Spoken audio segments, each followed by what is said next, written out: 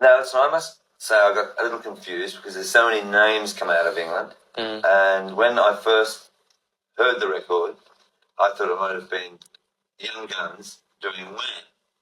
However, it was Wham doing Young Guns. So can you just tell us how you and Andrew got together? Basically, we met when I was 11 and Andrew was 12 at school. Right. And we became like... And where was that? That was in Bushey near London. And we became like best friends straight away and stayed together until we left school about a year and a half ago. Then we went on the dole. We'd already been in a band together, but we just kept writing songs. And when they were good enough, we got a record contract. So that was last year. So how did you get a record contract? I mean, how did you sort of make London notice? We didn't really. You see, we were just like... the actual demo tape that got us the contract was about 4 minutes long, and it was just... We did it for £20 in Andrew's front room to try and get someone to give us... You know, because we had no money being on the dole. We wanted someone to give us the money to make a proper demo. Right. And we got a contract off it, which like we were really amazed with Innovision CBS. So here we are, a year later. So how many songs had you written before that time? I mean, did you have a band that you performed?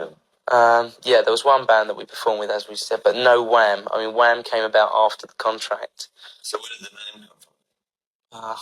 Well, I think it was Andrew, actually. Originally, we were in a club dancing, and we were kind of doing this like formation dance and having a laugh. And he started shouting something about Wham, Bam, and all this, you know.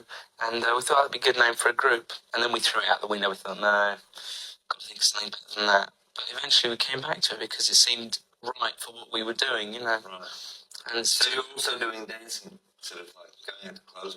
Oh yeah, that's our background really. We've both been like good soul boys, I suppose, for about the last 5 years. So dancing and clubs are the places that, you know, we get our ideas from. Right. So I think that shows in the records. Hopefully it shows. Well, I was going to say, I mean, Young Guns, is that a true story, like the lyrics that go through that? It's not true. It's not true of either Andrew or myself, but it's true of a lot of our friends. You know, people that we see up the pub. You know, and you'll say, "Where's Alan tonight?" or "Where's Bob tonight?" And they say, "Oh, he's in with the birds," you know. And it's definitely true of a lot of people, but it's a very kind of tongue-in-cheek look at the way, you know, young boys look at being tied down. And I think you're not supposed to be particularly impressed with the male point of view from the song, but at the same time, it's very typical. Someone described you the other day in Australia as being an English version of John Travolta. I don't know about that. No, I haven't got any white suits in my cupboard or anything like that. No, I think probably the dance aspect is going to be there for quite a while, and the songs will probably remain up tempo, but. I can't really tell. I mean, 6 months ago I had a very different view to what Wham would be than the way I feel about it today. So I don't really predict for the future. I just hope that the inspiration comes to keep writing hit singles and hopefully hit albums. So I think we'll just have to wait and see. Okay, now we've got Wham Rap out at the moment. And what's after Wham Rap? After Wham Rap, I'm not actually sure because the schedules between Australia and England are very different, but I would imagine you'll have the third single, which is Bad Boys, and then the album, which is as yet untitled because we're just finishing it now. So Bad Boys. Bad Boys?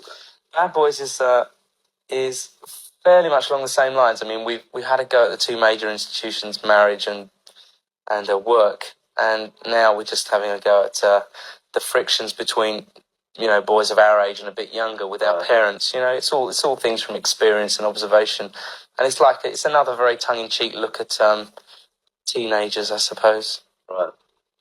Which I'm still luckily a part. So, have you been a bad boy? Have you been a bad boy?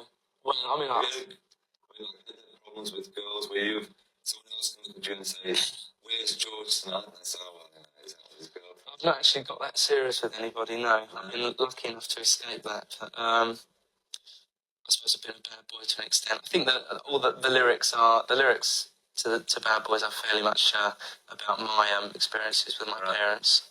Well, listen, thanks for the interview. Thanks we very wish you much. luck, and I think we should go into Wham Rap. Thanks very much. Thank you. Thanks, Bye. George. Excellent, mate. Sure.